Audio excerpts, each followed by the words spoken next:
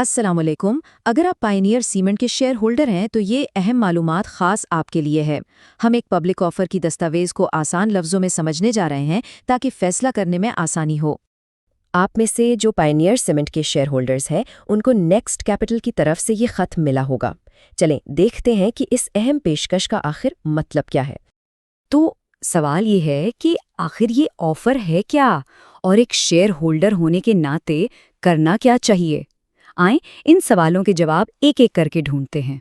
اس پوری گفتگو میں ہم سب سے پہلے تو آفر کو سمجھیں گے، پھر دیکھیں گے کہ اس میں کون کون شامل ہے اور قیمت کیا رکھی گئی ہے، پھر اس کو قبول کرنے کا طریقہ، اہم تاریخیں، اور آخر میں کچھ ایسی باتیں جو ہر شیئر ہولڈر کو ضرور پتہ ہونی چاہیے۔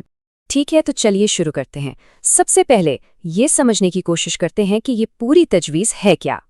تو پبلک آفر ہوتی کیا چیز ہے؟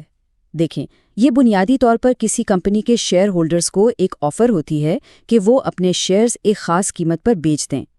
عام طور پر ایسا تب ہوتا ہے جب کوئی دوسری کمپنی اس کمپنی کو خریدنا یا اس پر کنٹرول حاصل کرنا چاہ رہی ہو۔ اور اس معاملے میں Maple Leaf Cement Factory Limited یہ پیشکش دے رہی ہے۔ وہ پائنیئر سیمنٹ کے کافی سارے شیئرز خرید کر اس کا کنٹرول حاصل کرنا چاہتی ہے۔ تو یہ سیمنٹ سیکٹر کے لیے ایک اہم خبر ہے۔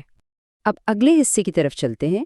یہاں ہم دیکھیں گے کہ اس ڈیل میں اصل لوگ کون ہیں، کون سی کمپنیاں ہیں اور آفر ہے کتنے کی۔ یہاں اس ڈیل کا پورا ڈھانچہ واضح ہو جاتا ہے۔ دیکھیں، 3 اہم کھلاڑی ہیں۔ ایک ہے خریدار یعنی ایکوائر، جو کہ میپل لیف سیمنٹ ہے۔ دوسری ہے ٹارگٹ کمپنی، جس کے شیئرز خریدے جا رہے ہیں، یعنی پائنیئر سیمنٹ۔ اور تیسرا اس پورے عمل کو سنبھالنے والا manager to the offer, Next Capital Limited.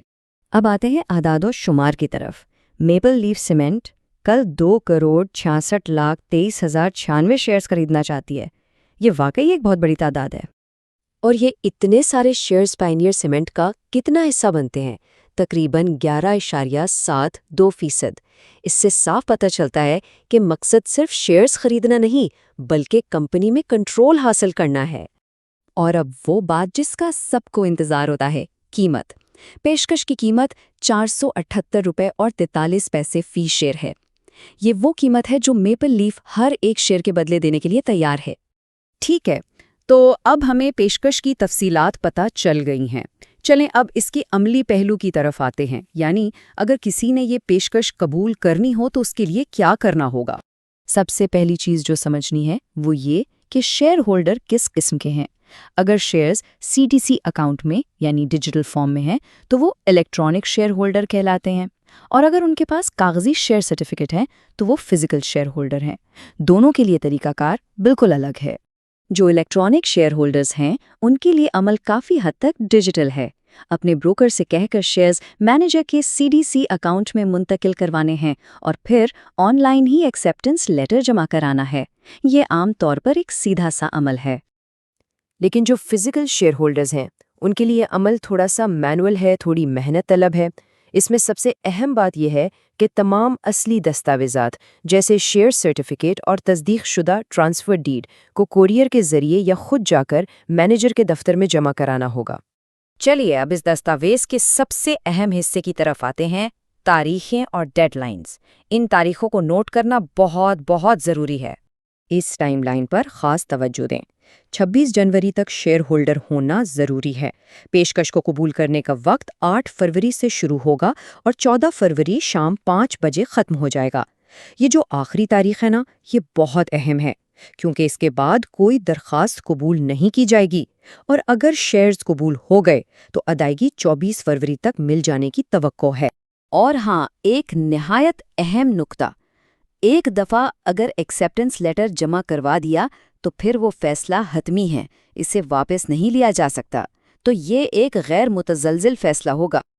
اب کچھ اور اہم باتوں پر نظر ڈالتے ہیں جو اس دستاویز میں لکھی ہیں اور کسی کے بھی فیصلے پر اثر انداز ہو سکتی ہیں۔ اکثر ایک سوال ذہن میں آتا ہے کہ اگر جتنے شیئرز خریدنے ہیں اس سے زیادہ لوگ بیچنے کے لیے تیار ہو جائیں تو پھر کیا ہوگا؟ اگر ایسی صورتحال ہو جسے اوور سبسکرپشن کہتے ہیں تو شیئرز تناسب کی بنیاد پر قبول کیے جائیں گے۔ مطلب ضروری نہیں کہ جتنے شیئرز بیچنے کے لیے پیش کیے گئے ہیں وہ سارے کے سارے خریدے جائیں۔ کچھ اور ضروری شرائط بھی ذہن میں رکھیں۔ ادھوری یا دیر سے جمع کرائی گئی درخواستیں مسترد ہو سکتی ہیں۔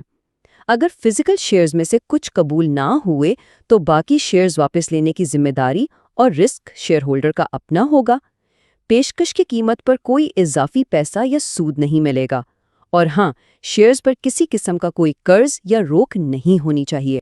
اور یہ اقتباس دیکھیں، یہ بہت خوبصورتی سے یہ بات واضح کرتا ہے کہ اس خط کو قانونی، ٹیکس یا مالیاتی مشورہ نہ سمجھا جائے۔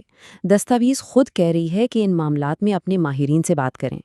تو اس سب کا خلاصہ یہ ہے، پیشکش 478 روپیز اور 43 پیسے فی شیئر کی ہے اور آخری تاریخ ہے 14 فروری 2026۔ اب اصل سوال یہ ہے کہ کسی کے اپنے سرمایہ کاری پورٹ فولیو کے لیے اگلا قدم کیا ہونا چاہیے۔ یہ وہ فیصلہ ہے جو ہر سرمایہ کار کو اپنی تحقیق اور سمجھ بوجھ کی بنیاد پر خود کرنا ہوگا۔